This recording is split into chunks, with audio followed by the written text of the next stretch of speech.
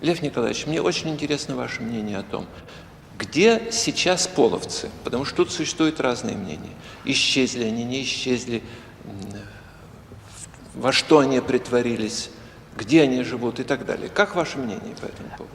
Это вопрос совершенно ясный. Потому что половцы вступили в войну с монголами, поддерживая противников монголов-мевкитов, и тем самым поставили себя под удар. Монголы, конечно, их победили.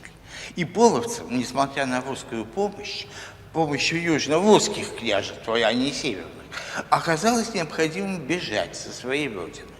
Хан Катян увел 40 тысяч кибиток в Венгрию, и хотя венгры его убили там и приняли половцев очень скверно, но часть половцев осталась в Трансильвании.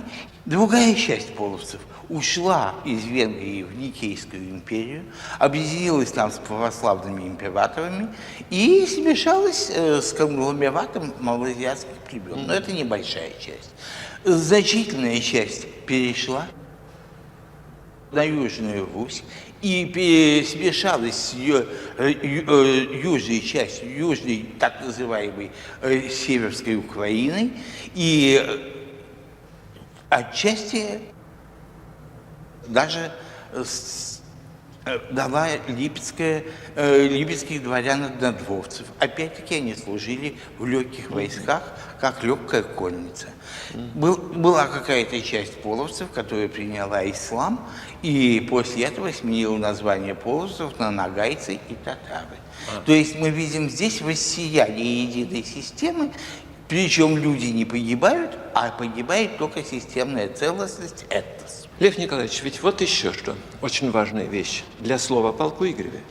Там ведь Владимир-то Игоревич женится на Кончаковне. Половчанки славились своей красотой и на всем Востоке, и на всем Западе ставили. И поэтому вопрос о смешанных браках, он имеет прямое отношение к слову о полку Игореве. И к даже развитию сюжета слова о полку Игореве. Почему Игорь с таким почетом был встречен в плену. Вот, кстати сказать, мы находимся сейчас в залах исторического музея. Вот Андрей Боголюбский.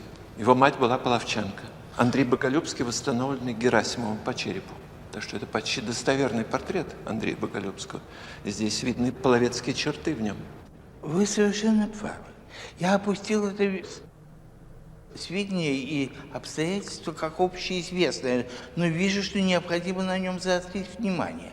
Дело в том, что русские XII-XIII века абсолютно были чужды того омерзительного явления, которое называется расизмом. Да, они не признавали никакой разницы между людьми и не ставили себя выше окрестных народов, а делили их только по вероисповеданию. И в течение 7 веков эта психология сохранялась. И только западное влияние, где расизм свил свое гнездо еще в 15-16 веке, начал оказывать влияние на мышление русских людей. И поэтому смешанные половецко-русские, торгско-русские, болгаро-русские браки – это были явлением повседневным. Братство народов и дружба их осуществлялась в те времена путем простой метизации при сохранении внутренних структур.